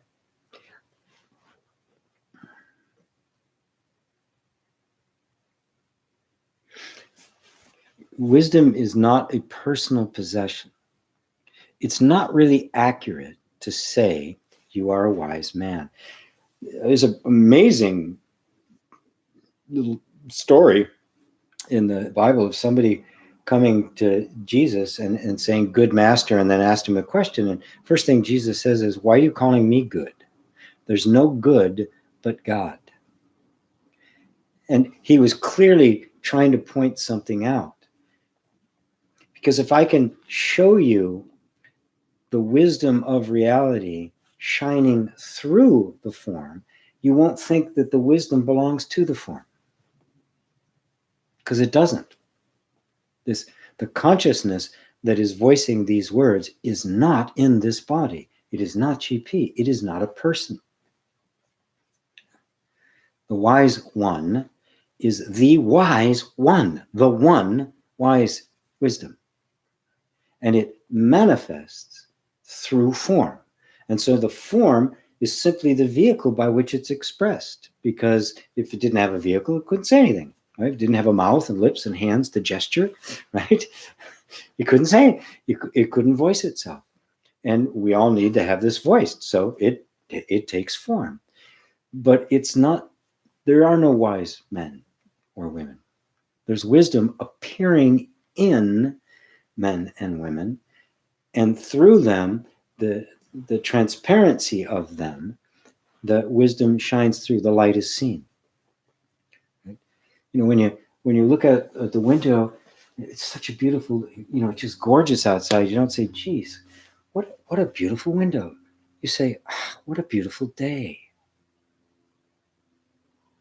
The light shines through. The window is almost not there at all. It is just the flimsiest little thing through which wisdom actually shows itself.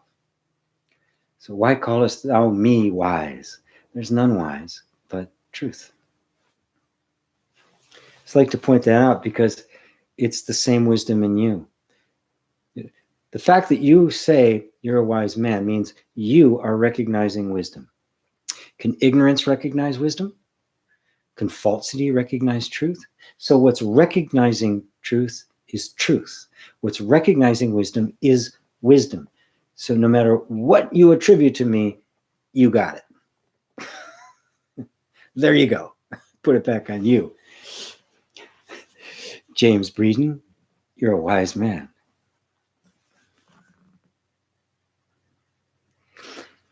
H. Beck. Hi, H. I do self-inquiry for some time and get good help via LU. Not sure what LU is. Still, I get it only mentally and not really experientially. What to do? Love, Hendrik. Hendrik. Oh yeah, that's right. I forgot. Well, it just, all that means is that you just haven't pushed the inquiry far enough. That's all, right? It's not a big deal. You see it clearly, you wouldn't be here, right? And you do feel it, because just getting something intellectually isn't enough to inspire. Something does touch you about it. You can sense, can't you, intuitively, the liberation that's involved, the beauty of it, the wonder of it. You can feel it, right? You can sense it. Okay, cool.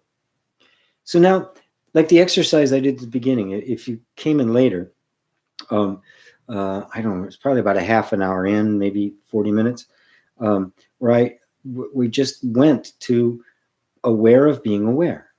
You're aware of being aware. If I ask you, are you aware? You'll say yes. Where did you look to say you're aware?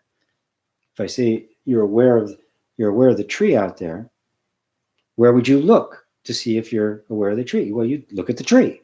So if you're aware of being aware, what do you look at to know that you're aware of being aware? Right? Now keep your attention there.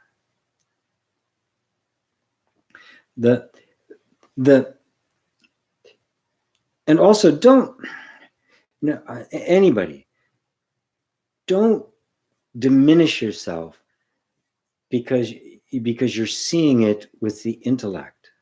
It's almost always the place where it starts for everyone. And it gets, well, I get intellectually, I don't really get it. Throw that out. It's a belief. If you get it, you get it. That means truth has taken root. Truth recognizes itself. So even if it appears to only be at the level of the intellect, if your feelings are still resistant and doubtful, and if your life is still got lots of problems, that's not a negation that you don't, that's not a statement that you don't get it. It's not a negation of what you have seen. Truth always recognizes itself. And the moment you realize that it's truth who sees the truth, that you are the awareness that is aware of awareness, right? It begins to sink in. That truth is what begins to sink down. I say it moves south, starts moving into the body, into the emotions, and then through the emotions into the whole energy system that is a human being and into your life, right? So all it means is that the awakening is happening. It's actually already happened. It's simply unfolding over time.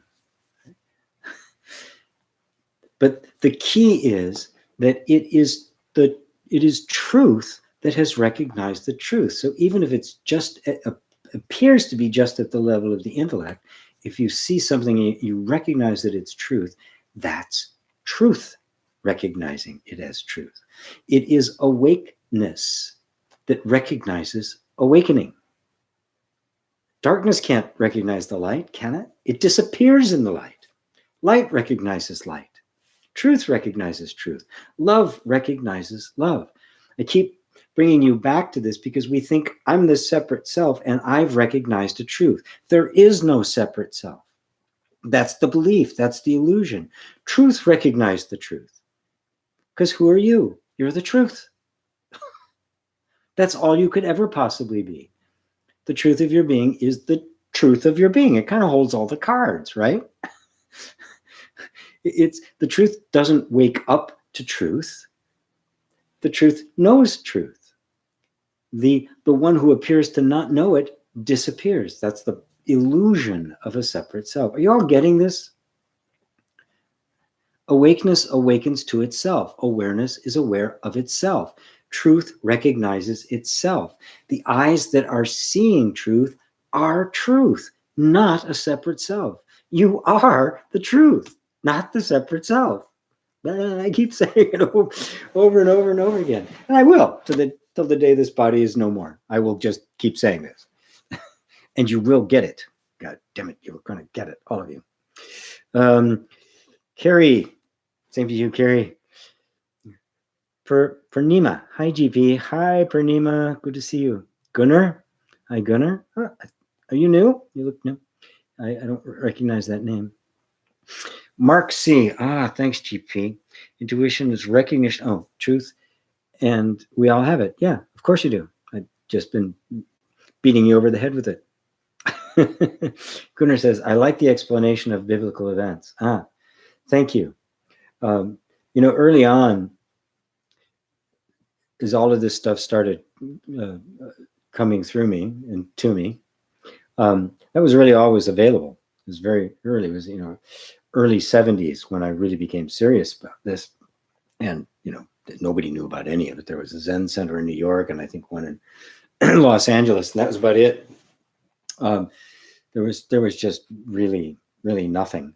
Not even a yoga studio. Yoga pants weren't even invented yet, right? Course in Miracles hadn't been written. So I just kind of dove, and I was a kid in the Midwest, right? That's all there was, right? I mean, there weren't even any Jewish people around me.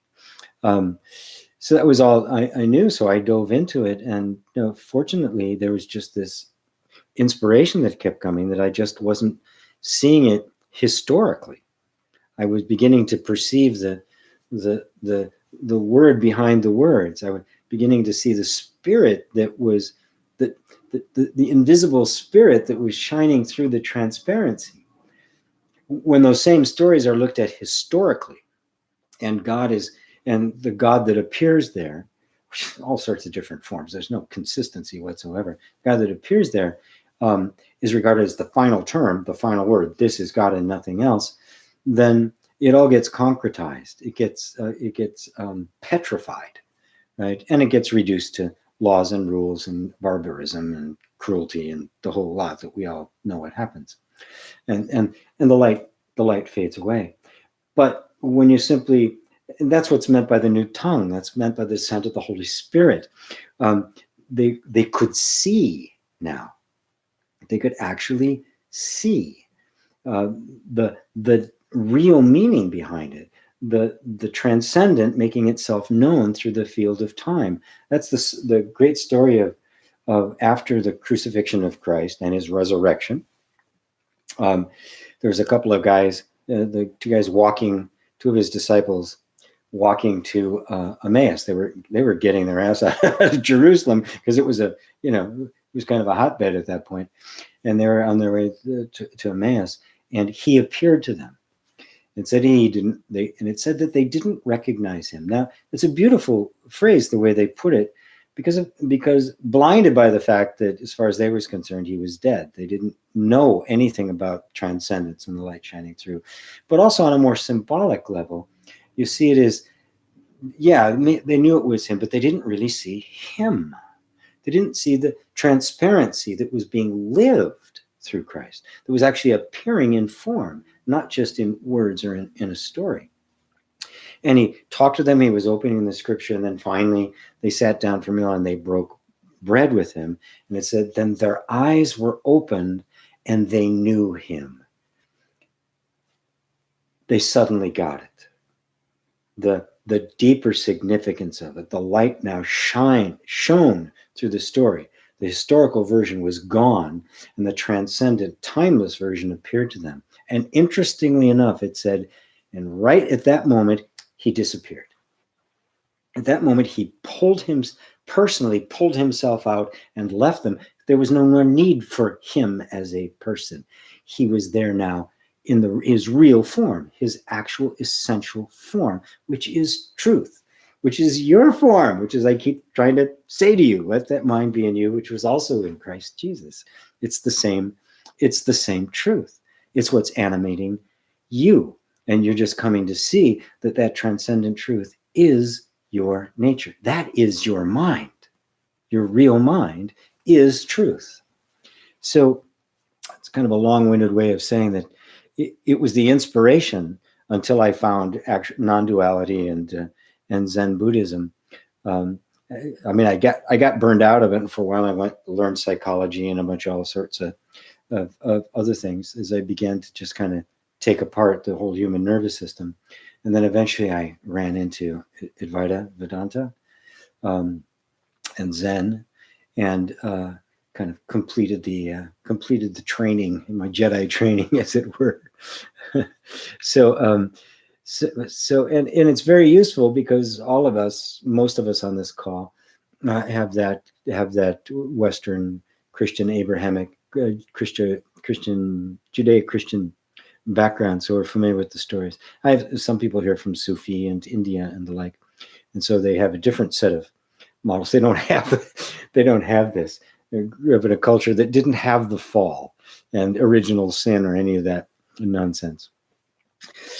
David H. GP, been living in new levels of freedom and expansion lately, but it hasn't been coming through clear-eyed seeing. It's been coming through connection to the heart, and by feeling into fear, anxiety, pain, suffering, intensity, etc., without analyzing or going to the story about it. Can you talk about how this route relates to getting free, connection to the experience of the one absolute? For me, I find that Advaita talk, the Jnani conversation gets heady, easy to spiritually bypass. You're absolutely correct. And in my teaching, it's both. And today we've been going more on the Vedanta side of it. But the other side, the connection to the heart, is the Tantra side of it. And it is, you actually need both. The one informs the other. But if you go totally to the Vedanta side, it does get heady, it gets cold, you get Neo-Advaita. If you go totally to the Tantra side, it gets kind of weak, gets a little New Agey.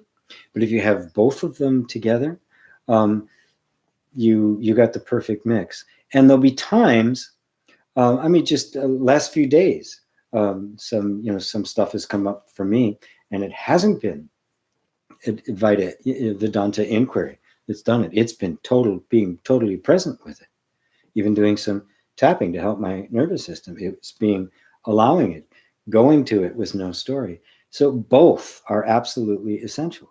Both are leading to the same place, but that place is whole. It is the whole picture. It is the opening of the infinite mind and the infinite heart. It's the true union of the masculine and the feminine, wisdom and compassion. You have to do both, and the moment will indicate to you which one is appropriate. So if right now you're more on the Tantra side, then that's the right place for you, if that's where the opening is taking place. And I actually find that a lot of people who have like I was saying earlier about the insight, I get it intellectually, but I don't get it, that experientially, it is a matter of deep and precise looking, but it's also a matter of feeling. Oftentimes, I'm not getting it. It's not sinking in. You become aware of this inner resistance. Well, what do you do then? You can, the purely Vedantic approach, the Neo-Advaita, as I like to call it, and I think I may be the one who actually coined that term. Everybody's using it now. I've used it a long time ago.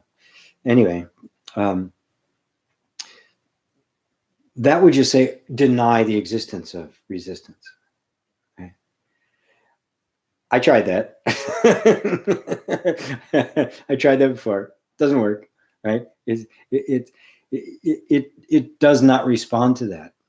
It requires love, because its basis is fear and self-protection. So you can't just inquire your way through it, right?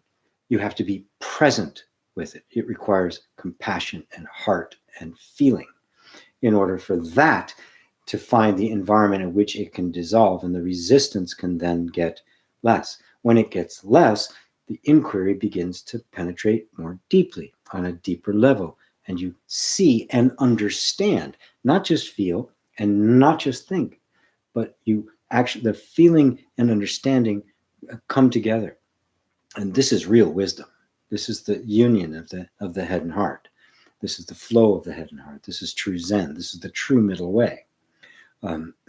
So at this particular point in your experience, if the emphasis is on the tantric side, great, fantastic. It will be. Sometimes it'll go back and forth moment by moment, right?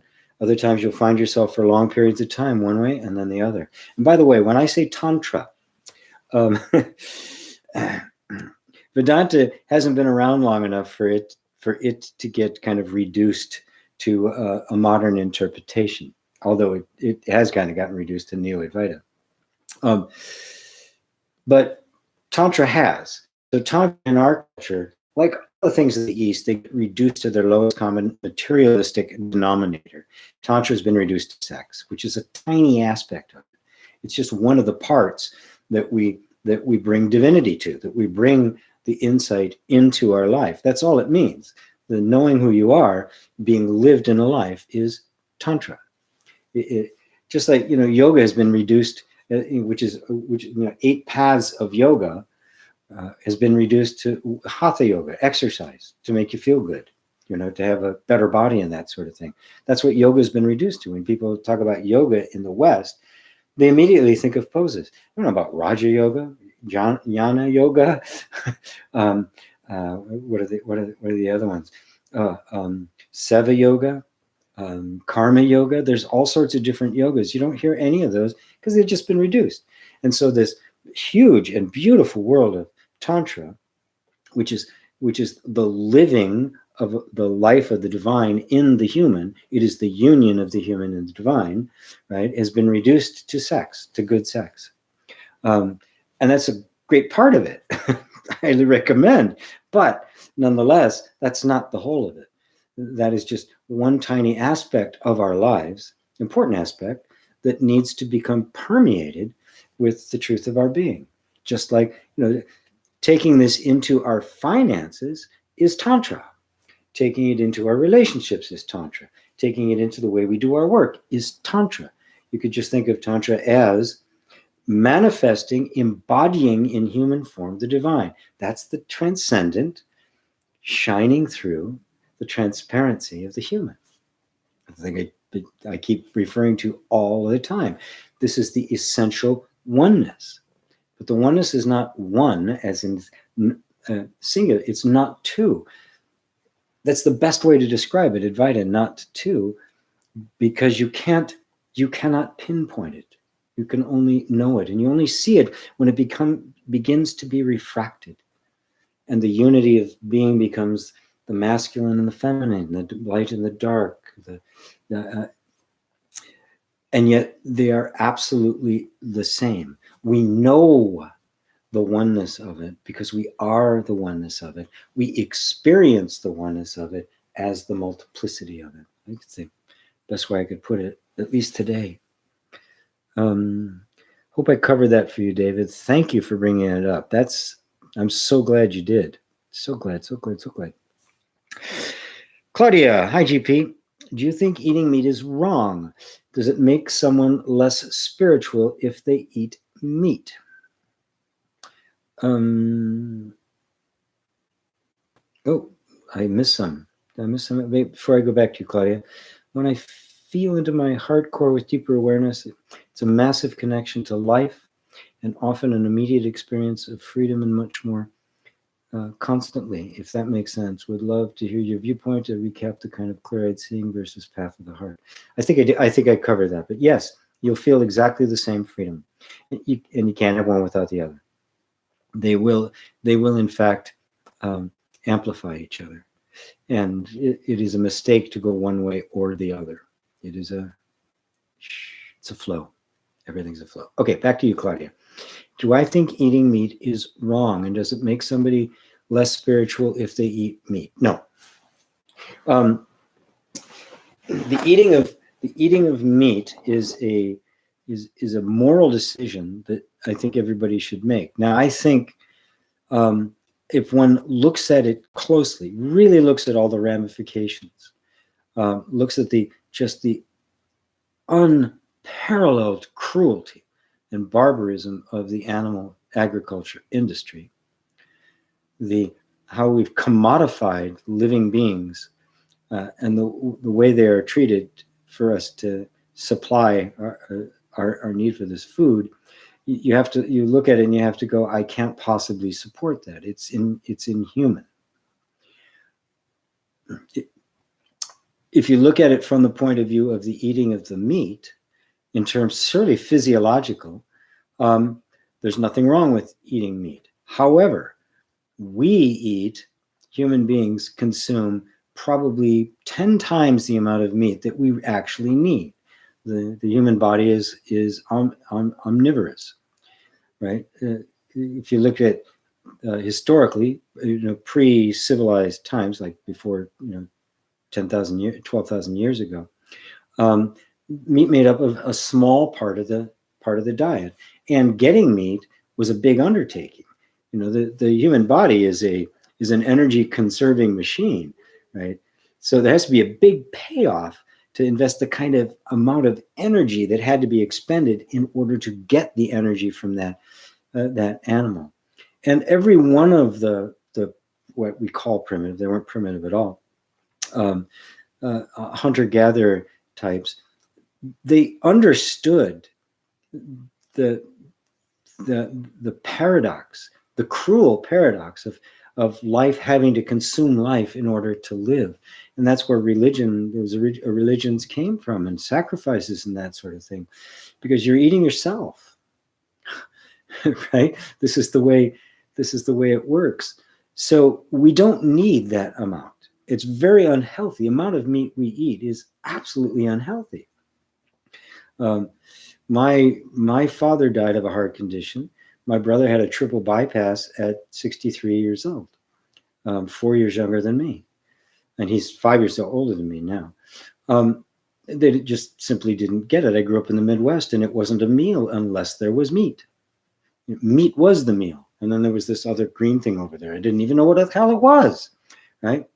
And it's just completely out of balance. It's been, pushed in that sort of thing. When I finally moved away from that, and I got the perspective of it, I saw it. So there's that. There's the sense: is there another being? Do as little harm as you possibly can. And then finally, there is the environmental impact of animal agriculture. It is the number one polluter and creator of global warming. More than every other source combined is agriculture, is animal agriculture. So when you put all that together, no, it doesn't make you less spiritual. If you eat meat, it has nothing to do with it. Right? They have nothing to do with it. You do not have to have any special qualifications, any special practices, any special dispensation in order to wake up. You only have to have the openness to do it. So it becomes a different kind of question then. And to me, both of them are important, because if you're truly willing to look with the discriminating eye at the consequences of our actions and how they affect the larger world, then now you look and say, okay, I need to make a decision about that. But if you say, I have to stop eat meat, so I'm not spiritual, you're missing the whole point, right? You're not really looking at why you would choose to eat meat legitimately, because now it's just become, I got to do this. It's become some kind of a rule. There are no rules. You can continue to eat as much meat as you want and continue your practice. It has no bearing whatsoever on becoming enlightened. So taking that out of the equation, that it's not a problem, you can now just approach it as a human being approaching a way of living, right? So now there's no obligation on your part. It becomes a matter of complete and free capacity to see things for yourself and to make the best human choices you can possibly make. I don't eat meat, and that's why. But I was spiritual. I had my first major opening experience, and I kept eating meat, right? I ate meat. That was in 1971, and I ate meat until about 1994, 1995. That's when I finally dropped it. After I moved to New York, which is interesting because meat was absolutely everywhere, but just a few things happened. God kind of reached out and said, gee, I want you to take a look at this. And I just couldn't do it anymore. That was 25 years ago. But it was not forced because I had to do that to be spiritual. Right? It was a completely different inquiry, a completely different way of looking at it. So I hope that clarifies it for you, because it's very, very important. Very, very important. It's kind of like the Vedanta and the Tantra side once again. Awakening is a thing in and of itself, but then how does that reflect itself in your life? And that becomes how we embody it, which embodies in the choices we make, the things that we do. So I hope that's clear for you, Claudia. And thank you for that question. It's beautiful. Oh God, it's after 3. Are you kidding? Okay, let's see. I think we don't dismiss the absurd, but outgrow it. Still, residue remains. Did I miss something before, Paul? Paul, did you say something before? It looks like this is a continuation. Still remains in the nervous system, and it may be unable to hold what replaces what comes to be seen to be absurd or separative. Yes, that's a very good way of putting it. It's a very good way of putting it. I think you're commenting on the Vedanta and the Tantra like this. Yes. You've been acting out the separate self. You've been living it as if it was true your whole life. So suddenly when you realize it isn't, clearly, it's just not going to go, oh, okay, and start completely different patterns. It's going to resist it. It's going to confuse it. Lots of stuff is going to happen. And so it takes love, enormous heart and compassion and love with yourself to provide the space in which the nervous system itself can see that this isn't true and begin to drop it. And as it does, it moves out of defense and resistance and more into expression and acceptance. That really is the way it happens. Delgado says, mind-blowing. Much gratitude for your response. Beautiful. You're welcome. Got a heart and an asterisk or a exclamation point from the awakened INFJ. That's great. Very cool. And then Soliar says, hey, another INFJ. Welcome. I forgot what that means, but it's the great, what is it? Oh, I forgot what it's called, but the psychological thing is very funny. The awakened INFJ. Wow. Hey, so it's nice to have a fellow INFJ ego personality here. We're both path of going beyond the right? Right.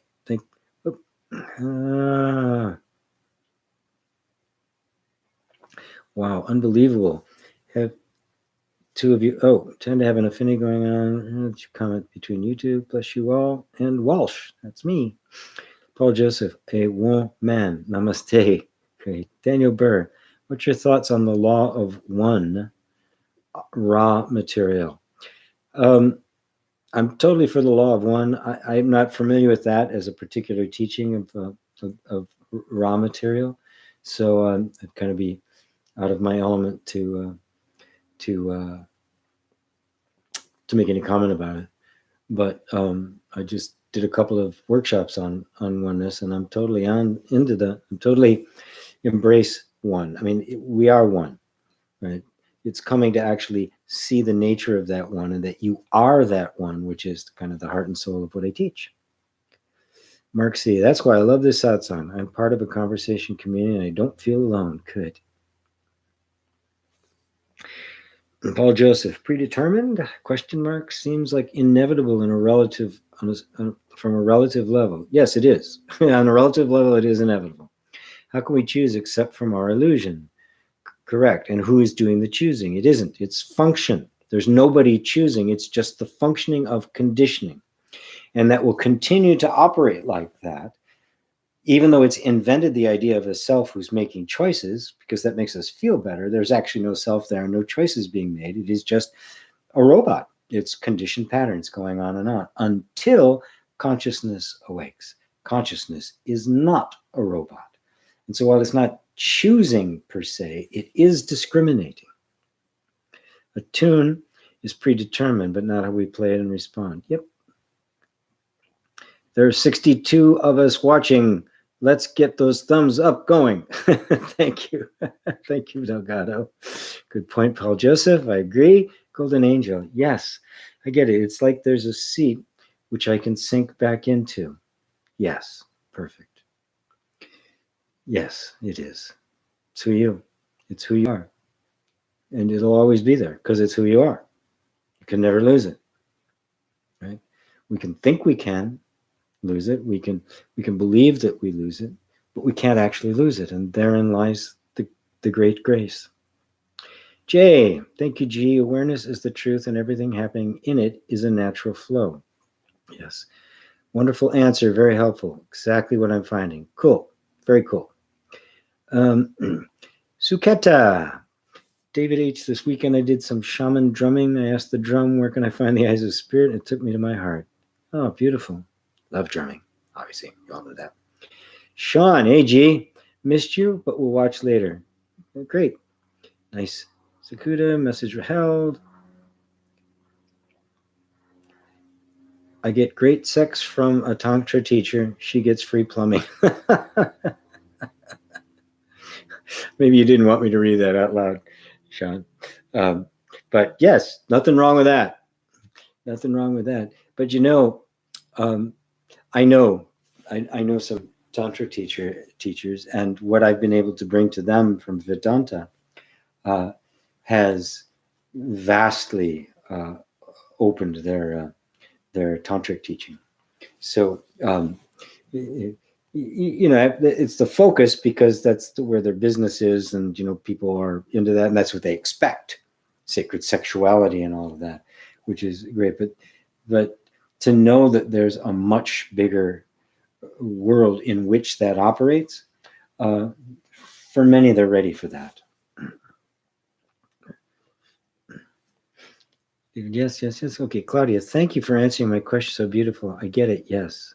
Thanks for the clarification. And Janet, hi GP, thanks for great Satsang. When I ask, am I aware? Flow awareness is expansive. Satchitananda, have you ever tried Ho'oponopono?